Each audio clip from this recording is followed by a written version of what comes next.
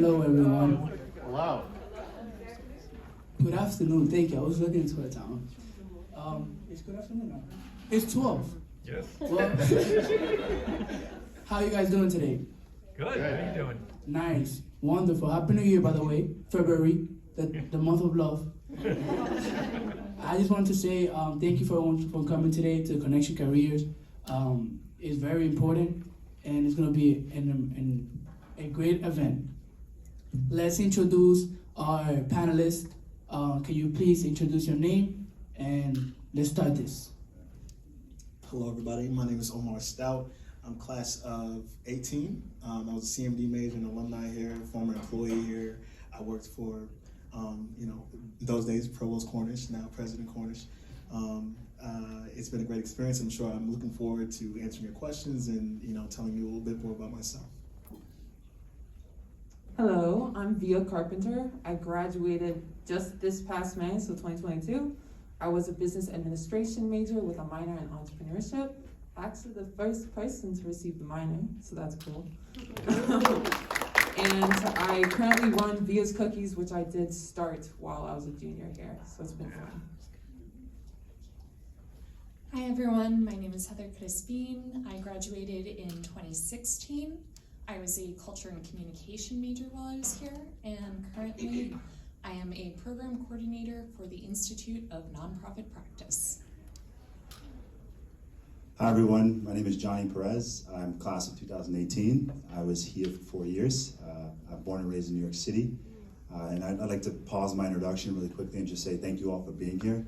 I think we're very lucky to be here and serving you all, but more importantly, to tune in and learn a little bit more about how we can all support one another is very important. And don't stop to be grateful and gratitude for those folks who have you in those very seats today. So that's a little bit about me. I currently live in Salisbury, Connecticut, which is the northwest corner of Connecticut, and I'm thrilled to be here. Thrilled to be here, guys.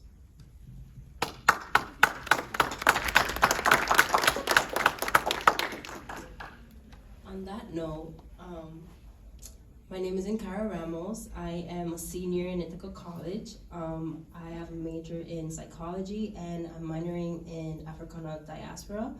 And we're soon, graduating in May. I'm very excited, and I'm very proud of our alums. And when I see myself, I see them as well. So yeah, I'm very proud of you guys. I see, tell my name, so my name is Adrian Zarabito. I'm also a senior, we're soon going to be graduating, and I'm an accounting major and a business analytics minor. So today we'll be asking moderate questions for our panelists. So one of our first questions that we'll be asking you guys, can you I know you guys just briefly introduce yourself, but what would be like your major that you had in IC, something that be about your professional journey and your current professional position that you currently are in right now? So I was an integrated marketing communications major, and I was in the Park School. I didn't start off that way, so I actually started off in the business school, where I thought I wanted to jump into business, and to me that was very vague.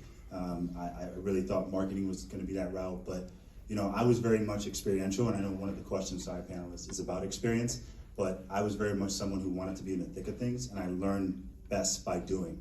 So for me, at the end of my freshman year, I was applying internships, and I was doing a ton of things to try and get involved outside of IC and to get that experience. Sure enough, I was faced some tough adversity. I remember going to John Fraser, I can't remember the fair down during Thanksgiving break, where it's a bunch of internships and Career Internship Connection, and I filled out a file, and I had 4 or 5 interviews lined up, and I'm gonna make this brief. Sahaya, please keep me honest, because I'm going on a tangent. But I had 4 or 5 interviews, and sure enough, but while I was in line waiting to get those interviews, I got emails saying, sorry, we didn't realize you were a freshman. We didn't realize you were young. We didn't realize, you didn't have experience. And I was like, experience, what does that mean, right? And sure enough, I went to each of those employers and I said, thank you for the time, I really appreciate it.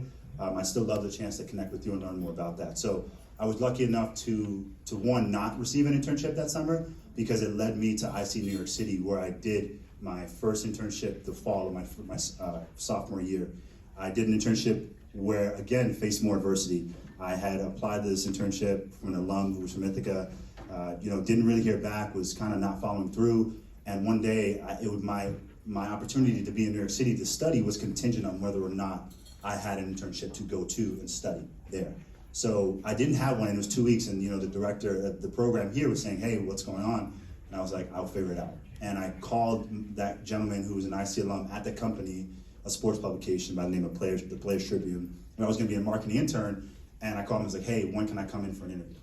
That was my statement.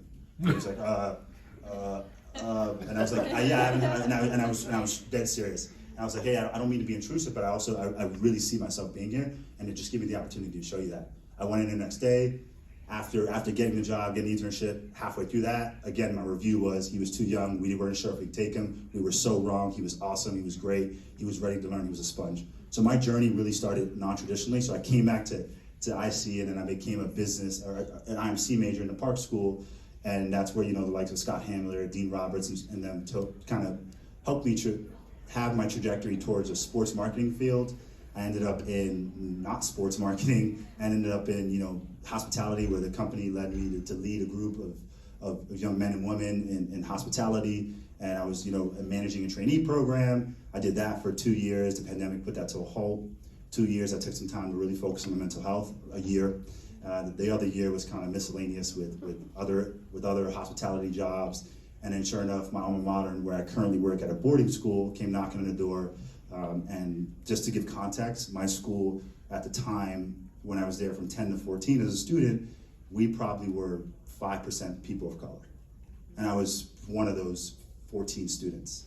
Now, we're probably 20% students of color, but more importantly, our faculty are half women.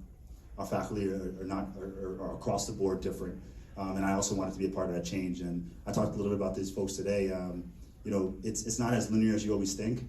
Things happen for a reason, but I think if you continue to be persevere and work hard and trust the process, trust the process. You guys are all here for a reason, and you're all here to learn. So let's have this be engaging, and thank you for giving me the time to talk about myself. And sorry, panel, it's taking so long.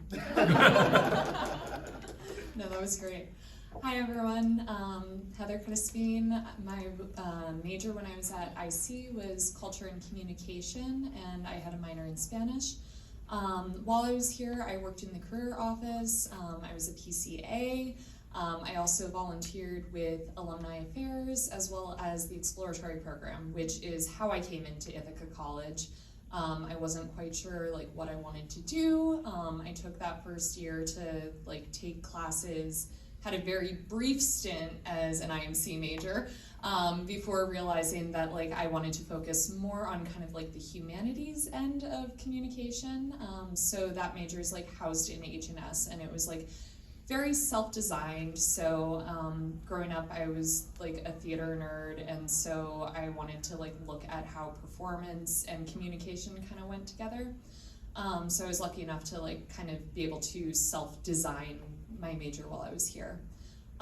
After graduation, I had the plan to work in higher education. So I started as a program assistant briefly at Cornell in their architecture department, but then was able to transition over to their communication department as an undergraduate program coordinator. So I was at Cornell for the last 6 years, 5 years in that position. And then just this past May, I transitioned over to working for a Boston-based nonprofit called the the Institute for Nonprofit Practice. And they're kind of an education-adjacent nonprofit. And so we work with other nonprofits to provide leadership training and the skill building needed to support nonprofit organizations and the social sector. And so in that role, I am also a program coordinator. I work to support our faculty in teaching various cohorts with students anywhere from just out of college all the way up to C-suite level executives. So it's a really exciting place to be a part of, and I'm feeling very lucky to be there. It's a really great organization, and one that I definitely feel like I can bring my full self to, which is certainly special. And so I'm really thankful to be here with you all today, and looking forward to our conversation. Hey, as you know, I'm Via Carpenter, and I was a business administration major, minor in entrepreneurship, but I actually started as a journalism student. And I only did that for one semester. I wanted to like start a talk show. I wanted to be a talk show host. I wanted to be like Jimmy Fallon, like have fun, be funny. And then I was like sitting in my journalism class with this one teacher, and he was like, all right guys, let me be real with you. This is hard. And I was like, okay, all right. And he was like, when I became a journalist, I made $25,000 a year. And I was like, all right, I'm out. Like, I was like, I can't do this now. All right. And so I quickly switched to business, and I should have been there from the start. Because when I first got to Ithaca College, I was designing clothes. I started designing clothes. I would take things, I would like thrift, because we gotta be eco-friendly. I would thrift clothing, and then I would essentially like take them apart and put other clothing together. So I have like this one really signature piece where I took the arm off of it and I sewed a different arm on, and then I like cut the collar off and I painted this like iridescent lion on the back. And it is so cool. I did like a fashion show in New York City, and then I did ICNYC my sophomore year, which was crazy because that was right when COVID hit. And so I was in the city and I was in training for a place called Lux Cartel. And if you've ever seen The Devil Wears Prada, that was what my internship was like. It was so crazy. It was terrible. I was like, they treated me terribly. And the summer before that, I had actually also lived in the city, and I worked at a screen printing studio in Brooklyn, which was also terrible. So I was just learning that maybe fashion wasn't for me. So after COVID hit, when I was in the city, and ICNYC was like, what? We all got sent home, so I had to go back to Ohio. And I was like, what am I doing? This fashion thing is just, it's too brutal. Like, the racism that I've encountered, even in this extremely diverse like city, like New York City, you'd think it would be different, especially when you're from like a country town in Ohio. I'm literally from the cornfields. I thought New York City would be different, but I'm like, somehow I am still a minority when I'm walking on these streets, and this is crazy to me. Like, I was in Soho, so if you guys know the city, you know, like, you're gonna be a minority out there anyway. And so when junior year started, I was back in Ithaca living with my sister on the Commons, and I was in business school, pretty much like, I was deep in business school at that time, doing my like managerial stuff. And Brad Treat, one of the professors from the business school, he's awesome. He was like, hey, you're very entrepreneurially driven.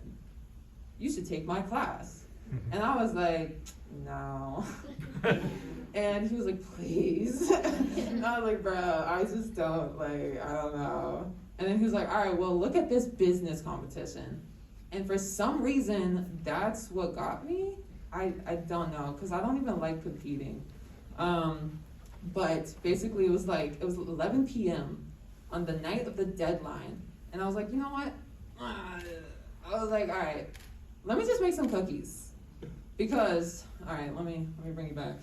So high school, I made cookies. I had a cookie business. I called it Olivia's Cookies before I became Via. And I was very successful with that. I made the recipe, bing, bam, back to college. So I had this cookie recipe memorized, and I was like, all right, let me just make a few cookies. Let me see if they sell. And then maybe I'll enter this business competition. And so night of the business competition, or the deadline for that, comes, and I'm like, all right, you know what? People like them, they sell, I'll do it. I'll enter. So I entered the business competition, I won. I took another one of Brad's classes, I won that business competition. So now I had like over $6,000 towards my business, and I started going. And within the Ithaca community, like especially the college and then also the community, that is what became like my life for the last 2 years of college at Ithaca. I was just making cookies, doing business things, learning how to be a business owner, like really involved in the business school. All of Brad Treat's classes. Ed Cato was always on my side too. Margaret Shackle, she's an accounting professor. They were all constantly pushing me. And within all of these different courses, the entrepreneurial things, I was able to keep pushing my business up. And now I run my business full time. I have my cookies all over the place in Ithaca. I just got them into Syracuse University, SUNY Cortland, I have them at Cornell, I have them here. You can get them in the Park Cafe, the library, and CTB in the pub, I believe. And you can have some over here. So I think that's the journey in a very small nutshell. But it's been a pleasure with you guys, and I'm so glad that you were here to listen. Do you have a copy of that recipe? Intellectual property. So hi everybody, my name is Omar Stoute. I was a communication management design major with a corporate concentration, but I started off bio. It took me one class to realize bio was not for me. I'm pretty sure I dropped in that class the first day. And I was a bio major for the rest of that semester, but I really kind of stopped going to classes, to be honest with you. I went to a professor and I asked him, like, hey, like it's really difficult for me. And the professor pretty much said to me, maybe it's not for you. And that was very dejecting at the time. And I think I wish I had taken the lesson a little differently. And I wish I had said, okay, well, what is for me? But at the time I understood, like, maybe college isn't for you. And so I took a leave of absence and I got myself together. And by getting myself together, I realized, you know what, there's nothing better to do. I should probably be in college. And so I came back exploratory. And I think everybody should do exploratory for some period of time. And I found CMD. And CMD was great because it's hands-on, it's using my strengths. I like talking, and I'll do it all day if I can. And towards the end of my college experience, I came to another reckoning, which is I'm gonna be out in the world by myself. And so I was really worried about that, so I got a job. I went part-time. I got a job. I was working 3 jobs at a time in my last year, and I was trying to angle one into an internship. And the internship that I thought I was going to have was going to be at the Marriott downtown. It's a good place, don't frown at it. But that person buried the lead. So what I thought was an internship was actually being a busboy at one of the, in the restaurant. That's where we met. That's where we met, yeah. I was also in that business class, and I didn't win the business competition. So I was bussing tables, etc. And I just figured I had to figure it out, right? I was gonna apply for a job, and I applied for a job in the provost office. And I went to the internship, and they were asking me like what relevant experience I had. And all my experience was from the college days. And so I was told, like I was led to believe maybe it wasn't good to like talk about what I did in undergrad. So I really sold. I was like, I flip bread every now and again, and I'll tell you how that can be professional, right? And thankfully I had a good boss that understood that I do have a full realm of experiences, behaviors, and applicable skills. And I got hired, and that was my first real job. And I'm fortunate enough to have had a boss and a leader in the provost that saw growth and a growth opportunity. And pretty quickly I got the hang of that job, and pretty quickly I was asking for more work and advocating. I received promotion, and that was awesome. And then the time came to leave, to grow. And I was supported in that as well. And I ended up in the Title IX office here. I was Deputy Title IX Coordinator for a period of time. Is everybody familiar with Title IX? Great, awesome, good job, yeah. I was Deputy Title IX Coordinator here for a while. I really enjoyed that experience. And now I'm at Cornell. I'm an Equity and Title IX investigator with their Office of Institutional Equity and Title IX. So I'm in the area, very local. Reach out, you need something. And I'm also enrolled in a Master's of Law program. So I'm still figuring it out every day. Just because you get older doesn't mean life just starts getting simple. And so I'm looking forward to your questions, looking forward to answering questions. Thank you so much. Can we get a round of applause? And on that note, following the second question, I would like to know more about your time as a student in IC. What was your experience like? If there was something you would change or add on, or something you took home with you, even now, to this day.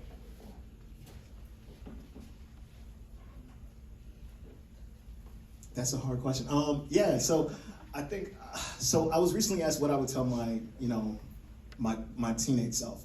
And what I landed with is that it's okay to be angry, but you have the responsibility to not just be angry, right? And so I think there were a lot of great experiences that I had at IC, and I wouldn't change it for the world. There are also things that angered me as a young individual, and I didn't really know how to handle that all the time. And so I tried to channel that into defiance, right? And the defiance, I wasn't a rebel, right?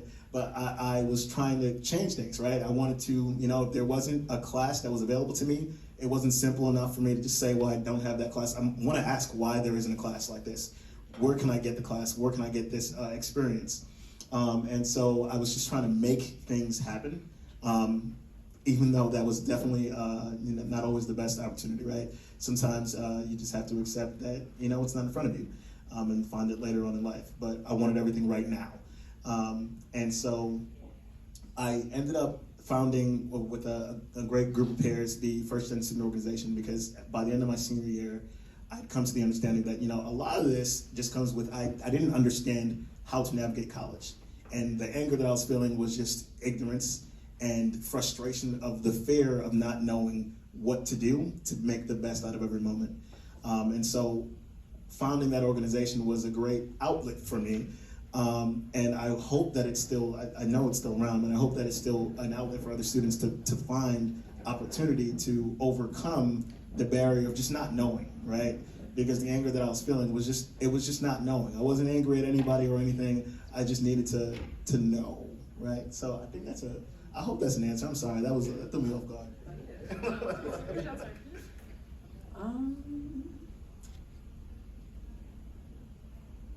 Your answer was good. I had an answer, and then I was like so engrossed in yours that I forgot what mine was. I think one of the things that was really important for me to learn here was to ask for help. Because I'm so used to doing like everything on my own. I'm one of those people that's like, I know I'm gonna do it better if I do it alone.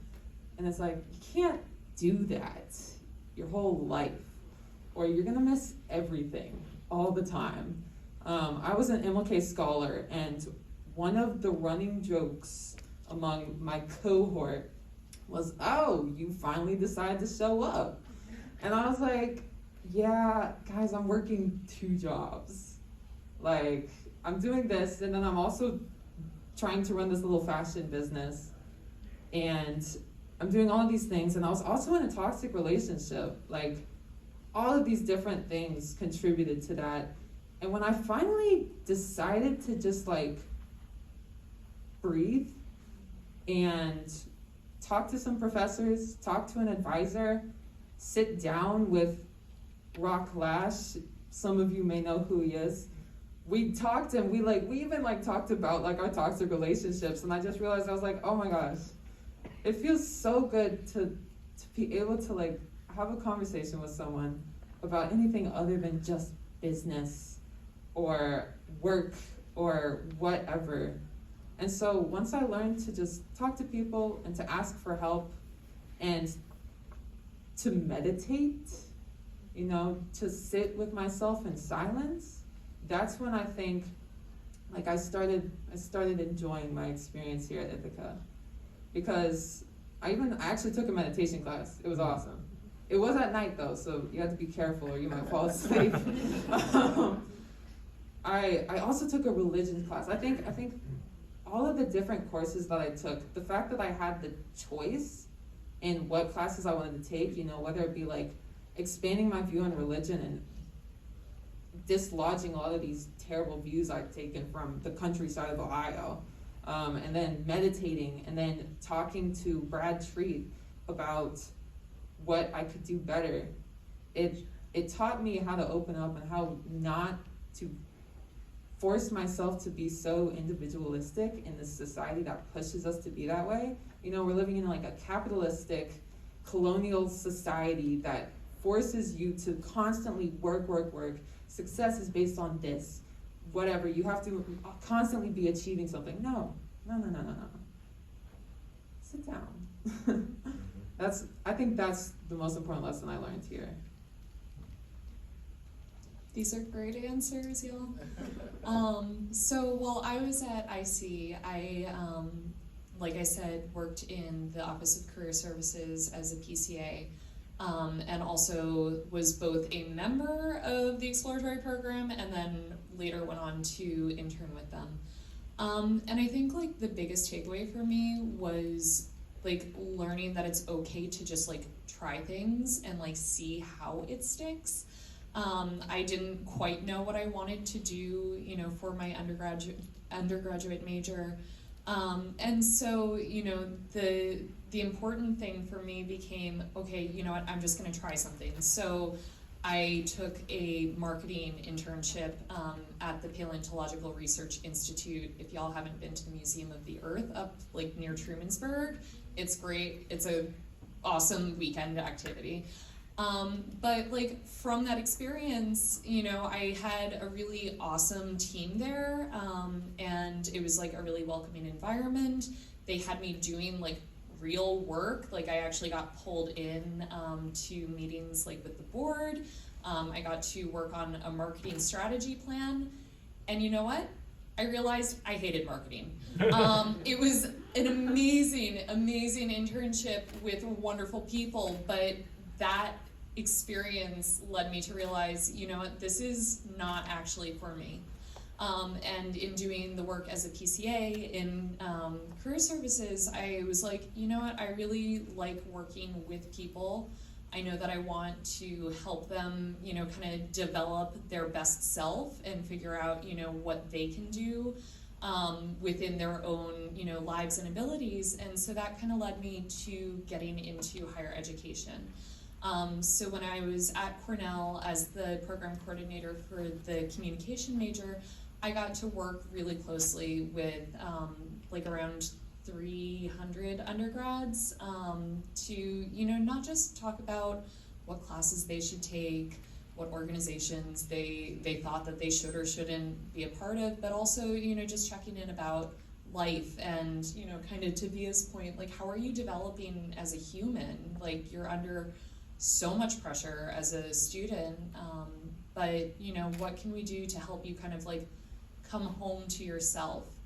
And so when I was at Cornell, I ended up like co-founding a peer mentorship group for students who were either first generation and or part of historically marginalized and, you know, frankly, intentionally historically excluded groups. Because to me, that social aspect was so important in finding, you know, peers that I could talk with and people who, you know, were in both kind of like a peer and mentorship role, so that we could like talk about the things that, you know, were or weren't working for us. So all this to say, you know, don't stay like on a path just because it's the one that you thought that you would be on. You know, that was a big takeaway from my time with the exploratory program. Just having the opportunity to try a different class just because it sounded interesting, or to take part in an internship because it was something that I thought that I might like. You know, those experiences aren't wasted because at the end of the day, the worst thing that's going to happen is you figure out what you don't want to do. And that is almost as important, if not, in my opinion, more important than knowing what you do want to do, because you can find little bits of, you know, like the threads of what you want to do in most situations. But if you know this thing is not for me, that makes the way ahead a bit more clear. That was awesome, guys. Tough act to follow, but I just want to preface my answer or my experience by saying I've always been someone who's been curious to an extent. I mean, I was raised by 3 women, so by nature I was curious. And it wasn't until Ithaca where I learned how to be very, very curious with the intent of understanding what that meant and what to do with that. I too, like Heather, was a peer career advisor. I actually went out to be a peer career advisor at the end of my freshman year, and you know I was lucky enough to get it, but I went on to New York City, so I couldn't take it on my sophomore year. long story short, I was a peer career advisor for 2 years. And learning to be curious is the biggest takeaway, and how to channel that curiosity. But more importantly, when you get to that curiosity, right? I think Omar mentioned this, like building frustration on not knowing what that is. So like if I'm curious about how this couch is made and not being able to get to the answer, frustrated me. So I learned by nature of being curious to lead with questions and never assume, and never really put yourself in a predicament where you're kind of you're putting something, an image on something without even knowing it. So being curious, with being appropriately curious and asking the right questions, leading with questions rather than assuming. I just wanted to make that sure. Wait, so Yes. do you think that maybe we all shouldn't answer the question? Because I think we're taking a lot of time to answer all of these, so maybe we should choose like 2 people. We're gonna open it up Yeah. to the floor now. We're gonna open, yeah. Okay, that's good. They don't tell. Yeah. So, round of applause for that question. Please, I want to say something real quick. I think it's it's very important to have Ithaca College alumni coming back and speaking to our staff members and students, because not only we able to take away a lot of important lessons that you guys experience, and we could be able to improve ourselves as we go, and that's what makes Ithaca College strong every other day and every day in the future, because alumni come back and give their experiences and motivate each other back. So thank you so much. We want to be able to ask some questions to the audience, so be able to ask questions to our panelists. Any questions you guys have, or if you do not know how have a question, you have an orange card that you could be able to read and ask that question from there. Don't be shy. It's okay. Any question? Okay, so I kind of just did like a stream of consciousness thing, so it's kind of like a bunch of questions. But do you feel content in your careers now, or do you feel like you're still on a journey? What does content mean / feel like, and how do you know you've found your career? I have an answer. Yeah. So that's something I'm constantly battling with, because I created my career. And I think for me, I've realized that it is what I make it. One of my biggest struggles is I'm constantly overworking myself. And my friends are always like, Olivia, what are you doing? I'm like, well, I just like to say yes, because I'm always saying yes to everything. Like last week was one of the craziest weeks of my life. And even amidst all of the things that I said yes to, all the things I'm going to, like I hosted a workshop with Angelica in the back. I did it for the BIPOC retreat, and that was so awesome. And I did all this other stuff, and I went and I spoke at Syracuse University, and I made like 500 cookies for Syracuse and Cortland and Ithaca and the retreat. And I did all of these other things, and I'm like, oh my gosh, why do I feel like that? Girl, you are overworking yourself. And so I think that unless I decide to choose me, I guess, and choose my health and my happiness, and learn how to say no to certain things, then I will not enjoy my career. I will look at Via's cookies as something that overworked me and something that just brought me down to my knees. But now that I've realized that, and I have a really good community around me that is constantly like lifting me up and helping me and saying like, we've got your back, take a break, girl, then I do enjoy it, and I do love it, and I appreciate the community that I've built and the community that is built around me. Yes. Sorry, how do you know like what to say no to? Intuition. That might not be the answer you were looking for, but I think that we need to trust ourselves and our bodies more than we do. And if I am offered something and I immediately feel like, oh, I should probably say no. Like there's certain things like the BIPOC retreat that like when it came up, I was like, oh yes, like absolutely, I would love to do that. I want to be in that space. And then maybe there's something at like Syracuse University, they want me to speak or something, and I don't think I'm being offered the amount of money that I should be for that sort of thing, then I should say no. But no also means yes, right? So if Via says no to an opportunity, that opens up the door to somebody else, right? And so on for her. Yeah, I would just add, sometimes you may not know, and sometimes you may think you know, and the choice may have gone awry, right? And so the way I evaluate my decision making is essentially what do I want my grander story to say, right? If I failed at this, what would be the narrative there, and how bad would it be to say that, oh, I applied for this school and I didn't get in? That was some great questions right there and great answers. Does anyone else have any more questions in the audience?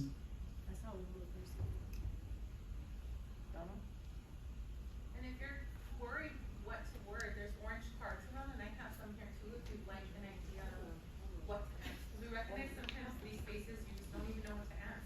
No, I don't need a mic. Where and when do your best ideas come to you?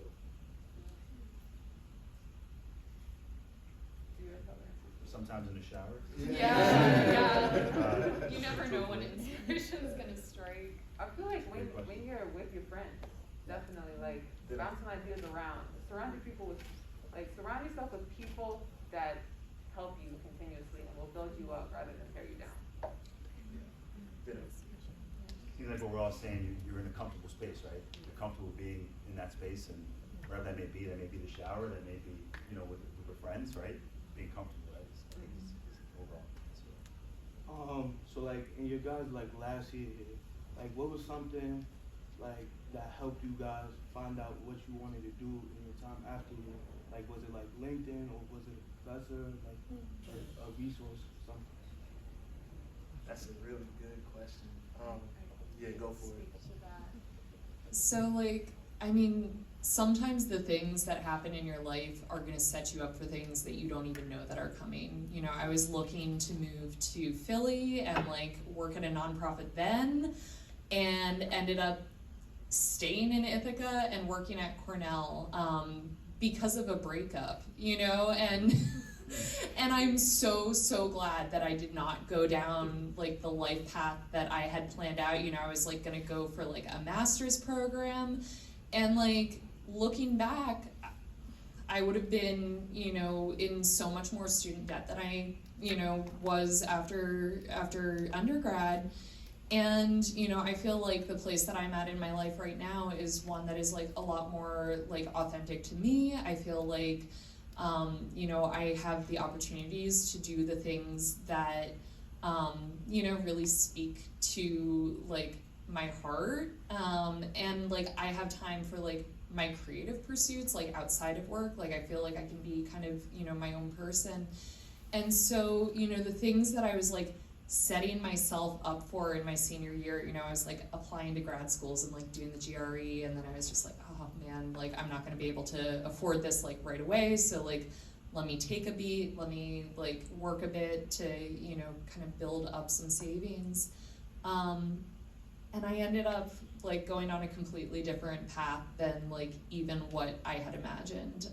So I guess for me that has kind of been a common thread in my life is just be open to stuff, and don't be too attached to the plan. I'm a planner. I'm very type A. I like to have all my ducks in a row, but something that one of my colleagues shared with me the other day that's stuck with me this week was I'm best at being spontaneous when I'm well prepared.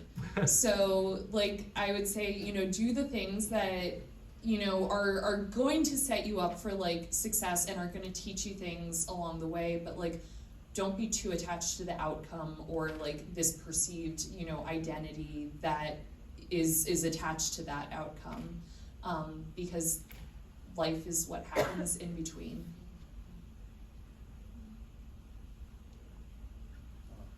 Yeah, so you mentioned so I take that as some sort of falling short or some form of failure. So it'd be nice for you all comment how you cope with failure as you make your plans and everything. Oh yeah. Does anyone want to? Yeah, I feel a lot though. I think it's a little bit about what I said before, what is my larger narrative, right? And so me failing at this, not getting the job that I thought I wanted, not getting the internship that I was told I would get, what's part of that whole narrative, right? And having a mantra, it's something that I can psych myself up with, was always something that helped me, get up and get out of bed in the morning. But also recognizing that failure and conflict is a part of the process, right? And I always tell people, right, that nobody has done anything worthwhile without failure and support, right? And so whatever it is that you're looking to do, I'm assuming it's worthwhile, and I think it's worth failing a couple times on your way there. And so that's kind of what I tell myself all the time, just to keep trying and keep failing. I can also speak to that just because in entrepreneurship you fail over and over and over. With me, it's like I'll have something going on. So I can give you a really recent example of something that I felt to me was kind of failure. I've been in Green Star for forever, since like I started my business essentially, and they actually closed down their coffee bar and then immediately my cookies are gone. So I do not have my cookies in Green Star anymore. And that hurt. But I was like, whatever. Like, if they don't value my cookies as much to keep them in there as like instead of something else, then I will search for something else that values me. So now I'm gonna have them in the gallery, and now I'm gonna have them in Buffalo Street Books, and now I'm gonna have them in the Strand, and the Canopy, Hilton. So sometimes when you face a failure, and then you say, okay, what failed there that I could do better somewhere else? Well, I don't really know the Green Star people. I don't know them that well. Clearly my product did not, I won't say it didn't matter as much to them, but it was something that they could do without. So let me find someone who wants my product. They want to have my product there. They want to help me. That's where I see failure. I see something that isn't for me, and I find something that is.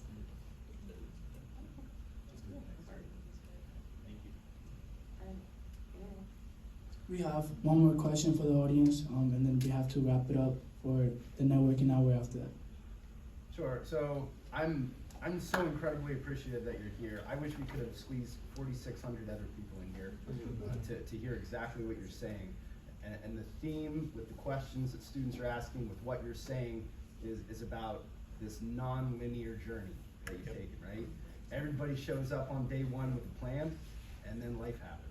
And you know, one day of biology later, and you know, no more Jimmy Fallon, and everybody's plans change. So you sit in this position now as somebody who has a career that gets that. Our students don't necessarily automatically get that. What would you say to you at age 18 to allow yourself a little bit more breathing room and a little bit more forgiveness to yourself over your 4-year journey here at IC? I would have told myself to party. I never went to any parties. I was just working. No, but go with the flow. That's my real answer. Go with the flow. Stop stressing so much. Like, what are you stressing for? It'll be okay. I think that's what I need to tell myself constantly. Like, girl, it'll be okay. What you want will come to you as long as you align yourself with that vision.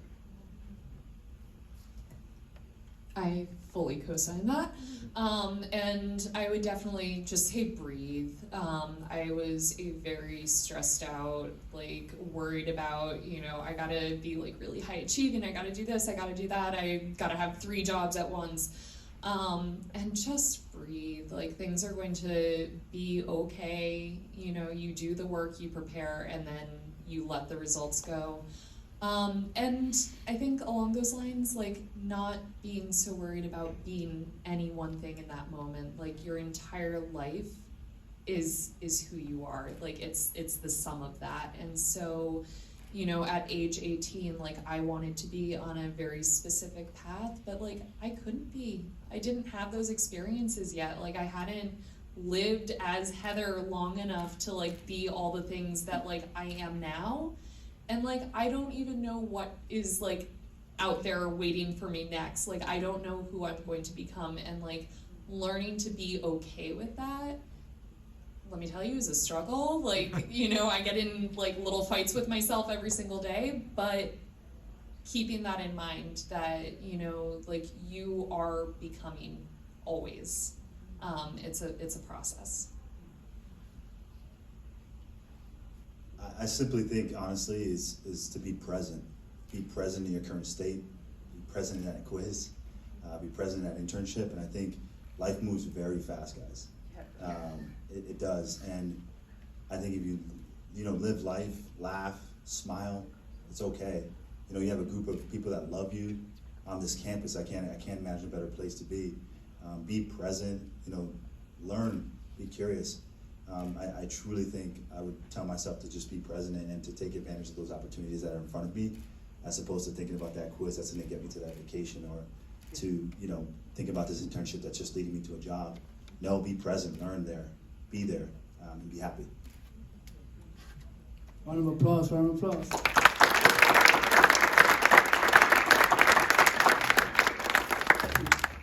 As we closing off, I just want to say that all the experience you guys just spoke about, it was very appreciative. I speak from everyone when I said this. I think we all took a lot of wisdom, and you guys just being here today does not mean like, you guys gave each other an impact today. You guys made an impact. You guys were making a change. You guys just changed the universe right now by giving you guys the wisdom and experience and a lot of love. So we appreciate that, and thank you so much.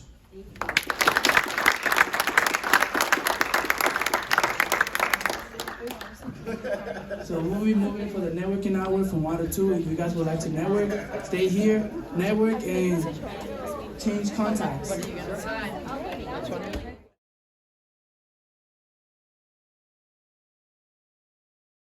Move.